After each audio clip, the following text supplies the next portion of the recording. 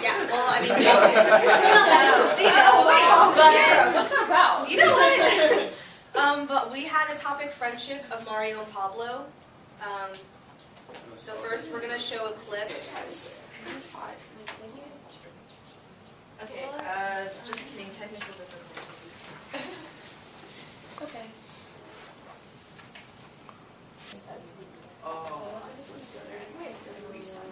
Yeah. Okay. All right. Okay. There you go. Metafore.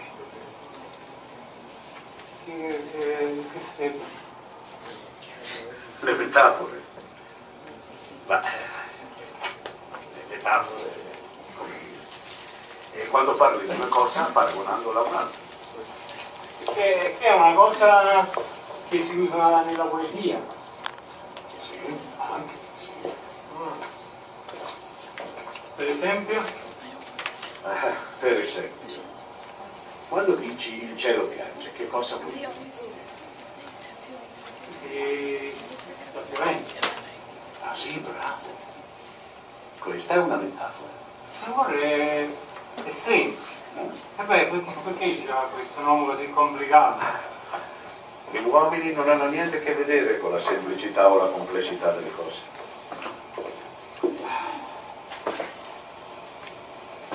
E scusate, San Pablo, io stavo leggendo una cosa, no? Stava scritto: l'odore dei parrucchieri mi fa piangere e stridere. Eppure questa è una metafora. No, non esattamente. A me mi piaceva pure quando hai detto sono stanco di essere uomo, perché è una cosa che pure a me, no? mi succede, però non lo sapevo dire. E quando l'ho letto mi è piaciuto molto. Perché l'odore dei parrucchieri mi fa piangere? Ma vedi, Mario, io non so dire quello che hai letto con parole diverse da quelle che ho usato. Quando la spieghi la poesia diventa banale. Meglio di ogni spiegazione è l'esperienza diretta delle emozioni che può svelare la poesia a un animo predisposto a comprenderla.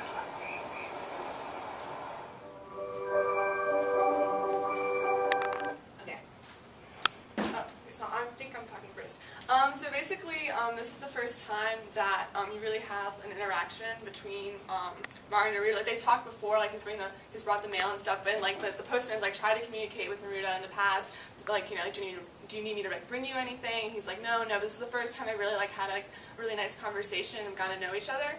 And I think it's really important that it's like the art that brought them together, like the fact they're able to talk about Neruda's poetry and just like what metaphors and like poetry in general and like what it's trying, like what you should be getting out of poetry.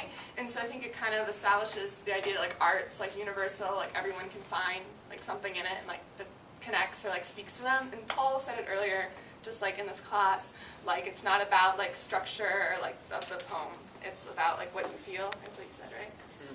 Yep. Yeah, so he said that, and that's right. So that's kind of like what's going on here. And Kim. Yeah, like Miranda said, this is like where their friendship really starts to form, and like I think that as their intimacy grows, like it really brings Neruda down to like an earthly level, because like he's like a world-renowned like poet, and like everyone knows his name. He's the people's like poet. So like when he's like relating to this man who comes from a completely different like walk of life, like it really shows him as just a plain man, and they can just really communicate through like written words and their emotions. Also, I think it's kind of interesting to see that how they can talk like they're friends. How they can talk, like they're friends or whatever. Like Mario comes to him and is like they're just talking. He's like asking his opinion, basically, like, oh, what's a metaphor? How can I do this? How can I do that? And it's something that like friends would do, which I think it shows how far the relationships really come. I mean, even though it's still like in the beginning stages, it kind of sets the stage for what it could be and what it is later on in the film. Yeah, just a little aside.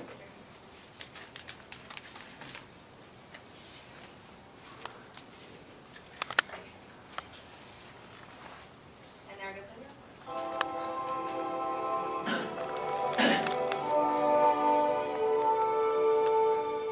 Estoy enamorado. Bueno, no es tan grave, tiene remedio. No, con Pablo, quiero seguir enfermo. ¿De quién? Beatrice, Dante, Don Pablo, Dante Alighieri, se enamoró también de una Beatrice.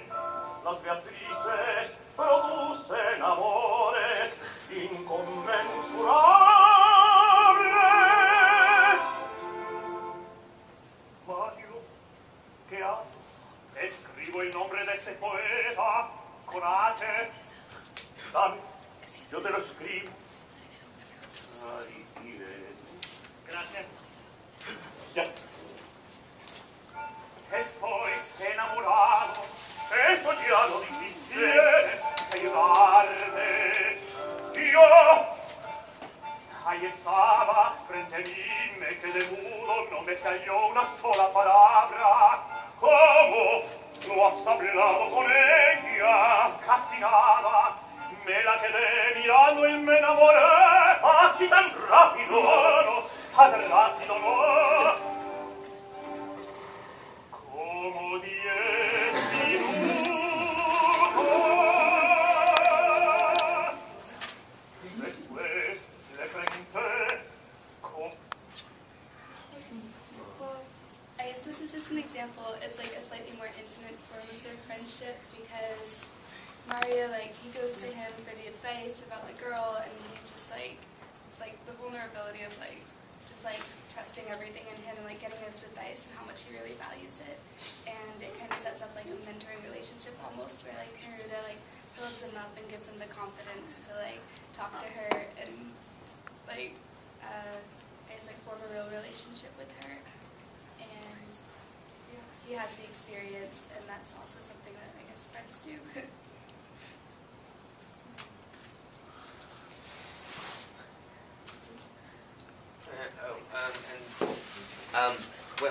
What Hannah was saying about friends giving each other confidence, be able to do things, I think that's a theme, or that's something that's been universal for a long time, kind of like a wingman or a wing woman, I guess, who is kind of like a catalyst for a relationship or a catalyst for an experience that would be enriching to the other person in the friendship.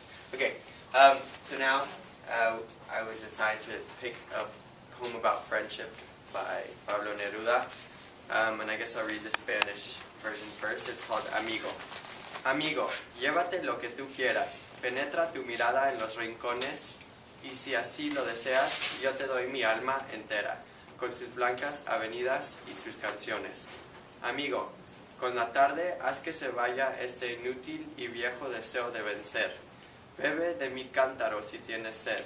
Amigo, con la tarde haz que se vaya este deseo mío de que todo el rosal me pertenezca.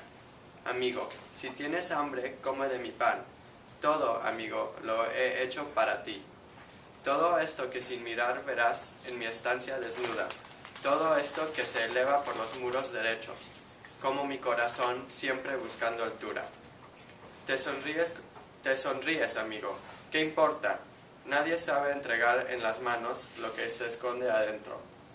Pero yo te doy mi alma, ánfora de mieles suaves, y todo te lo doy, menos aquel recuerdo que en mi heredad vacía, aquel amor perdido, es una rosa blanca que se abre en el silencio.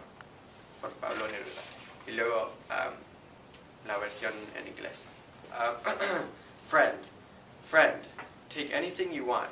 Leave no corner overlooked. And, if you like, I'll give you my entire soul. with its wide, whitewashed streets and its songs. Friend, along with the afternoon, do away with this old and useless will to win. Drink from my pitcher if you're thirsty. Friend, along with the afternoon, make the desire for each rose on the rose bush to be mine disappear. If you are hungry, eat of my bread. All I have done for you. All this, without sight, you would see in my naked stance. All this that rises along vertical walls, and my heart, always looking up. Smile, friend. Who cares? Nobody knows how to deliver with hands what lies inside. But I give you my soul, an amphora full of smooth honeys. I give you everything, minus the memory that on my empty land a lost love is a white rose which opens in silence. Okay, a lot is going on in this poem, I think, because there's a part that, and I wish I had the English translation up there, I'm sorry. But beginning when he says, well, first of all, there's a bunch of anaphora where he says friend, and it would be really helpful if this English translation was up there, but I just didn't get it in time. But he says, friend, that's a anaphora, and what's going on is the selflessness of friendship is being exposed, and the fact that I guess Neruda as the speaker is trying hard to show how he would do anything and give anything for his friend.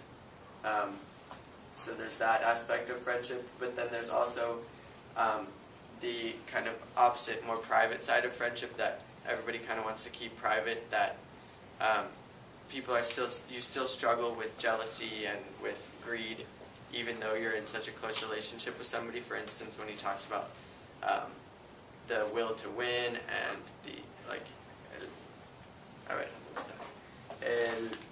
el deseo de vencer, and then also que le pertenezca todo el rosal, which means that he wants to have everything that could otherwise be shared. So there's definitely the beautiful selfless side of love, of friendship, and the not very selfish, but the selfish side of friendship. And then also the whole thing kind of emphasizes how they can share everything and do everything so that both sides benefit and none gets hurt more than the other. And from someone as, I guess, experienced in love as Neruda, and who has been, I guess, hurt, he mentions, the last couple of lines mention the fact that basically the poem says, I give you everything except the memory, except like my sad memories, and like I don't spoil your happiness and I don't spoil your innocence and your excitement for love and about love with my bitterness and my experiences that I know that have kind of been weak parts for him. So there's also this sparing your friend of something that they don't need to know in order so that they benefit, which is kind of like supporting them and being their like wingman or wingwoman to let them have their own experience and enrich themselves.